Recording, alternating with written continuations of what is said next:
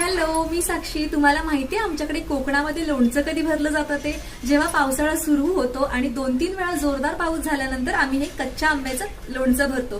का माहितीये? 2-3 वेळा पाऊस पडल्यानंतर ह्या कैऱ्या छान कडक होतात आणि मग आम्ही त्याचं लोणचं भरतो. तर आज मी लोणचं भरणार आहे.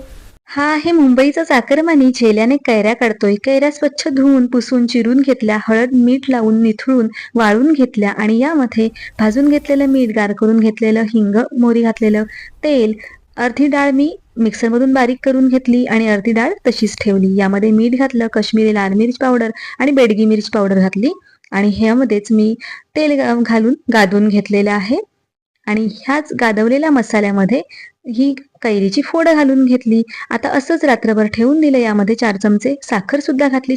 छान असं खार सुटतं त्याने आणि मस्त असं या लोणच्याला दुसऱ्या दिवशी बघितलं तर मस्त खार सुटलेलं आहे. आता हे मस्त पॅकबंद बरणीमध्ये